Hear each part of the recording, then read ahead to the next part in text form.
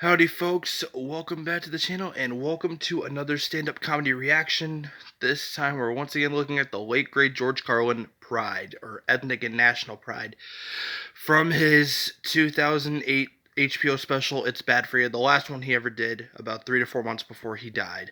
So this is 4 minutes and 30 seconds long, and let's see what George has to say. Not important to get children to read. Children who want to read are going to read. Kids who want to learn to read are going to learn to read. Much more important to teach children to question what they read. Children Yes! should be taught to question Let's repeat that. Not important to get children to read. Children who want to read are going to read. Kids who want to learn to read are going to learn to read. Much more important to teach children to question what they read. Yes! Children should be taught to question everything. 100%. Everything they read, everything they hear. Children should be taught to question authority. Parents never teach their children to question authority because parents are authority figures themselves. Yep. They don't want to undermine their own bullshit inside the household. Yep. So they stroke the kids, and the kids strokes them, and they all stroke each other, and they all grow up all fucked up, and they come to shows like this.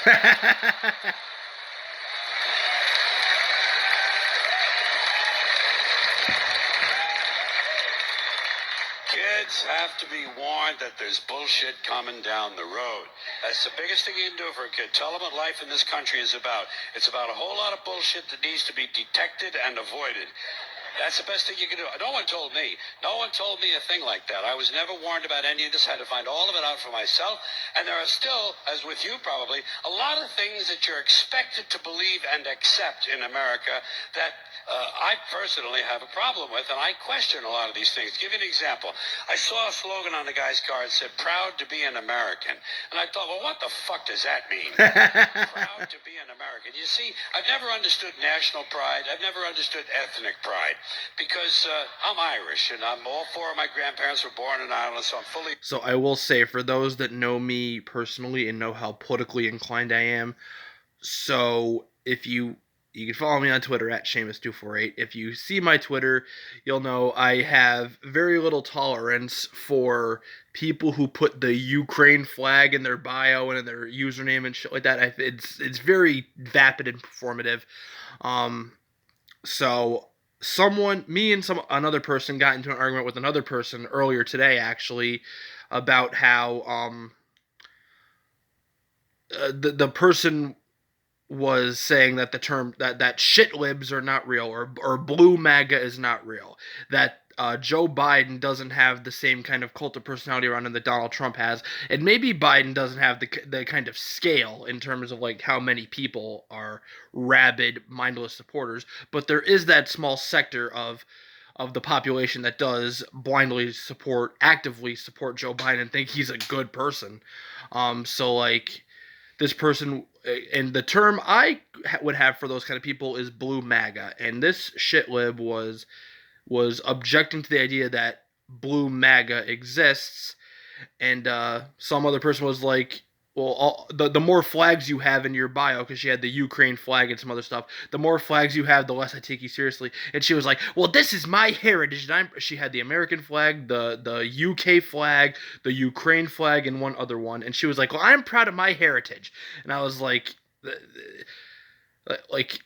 you don't get to choose where you're born. It's like, it's not something to be proud of, you know what I'm saying? But that's my little rant, my 2 cents. Let's continue with George. Irish. And when I was a kid, I would go to the St. Patrick's Day parade. And I noticed that they sold a button that said, "Proud to be Irish." And I could never understand that because I knew that on Columbus Day, they sold a different button that said, "Proud to be Italian." Then came Black Pride and Puerto Rican Pride. And I could never understand ethnic or national pride. Because to me, pride should be reserved for something you achieve or attain Yes. on your own, not something that happens by accident of birth. Yes. Preach, George. Being Irish isn't a skill. I'm Irish. It's a fucking genetic accident. Yeah. You wouldn't say I'm proud to be 5'11".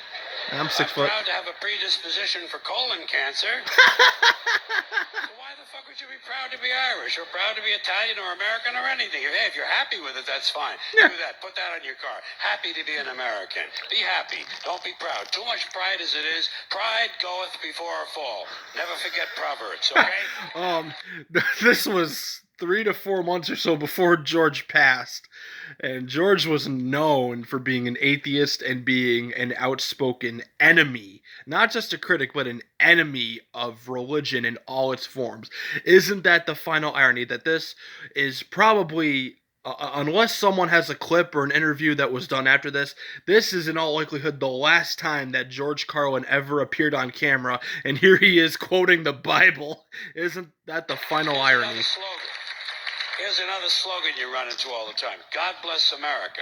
Once again, respectfully, I say to myself, what the fuck does that mean? God bless America? Is that a request? Is that a demand? Is that a suggestion? Politicians say it at the end of every speech, as if it were some sort of verbal tick that they can't get rid of. God bless you and God bless America. God bless you and God bless America. Yep. I guess they figure if they leave it out, someone's going to think they're bad Americans. Yep. Let me They're tell you not patriotic. God, folks. God does not give a flying fuck about America. About this country. He never has, he never will, he doesn't care about this country any more than he cares about Mongolia, Transylvania, Pittsburgh, the Suez Canal, or the North Pole. He simply doesn't care, okay? He doesn't care. Listen, hey, there are 200 countries in the world now. Do these people honestly think that God is sitting around picking out his favorites? Yeah, right. Why would he do that? Why would God have and why America? Country? And why would it be America out of all exactly. the countries? Because we have the most money? Because he likes our national anthem? Maybe it's because he heard we have 18 delicious flavors of classic rice-a-roni. It's delusional thinking. It's delusional thinking. And Americans are not alone with these sort of delusions. Military cemeteries around the world are packed with brainwashed, dead soldiers who were convinced God was on their side. America prays for... It's obviously true all around the world. I feel like we might get wrapped up because of just how particularly prominent it is in America relative to the rest of the world, like nationalism and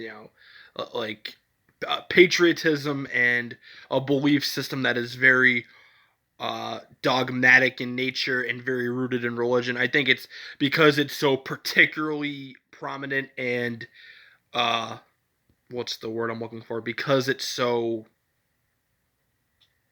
prominent in America that we might sometimes forget that it's just as prominent in other places. Like I think Israel and Ukraine and other places are very prominent with how toxic their nationalism is as well. But I digress. We only have 20 seconds left, so let's let George finish. God to destroy our enemies. Our enemies pray for God to destroy us. Somebody's going to be we'll rewind 10 seconds. Brainwashed, dead soldiers who were convinced God was on their side.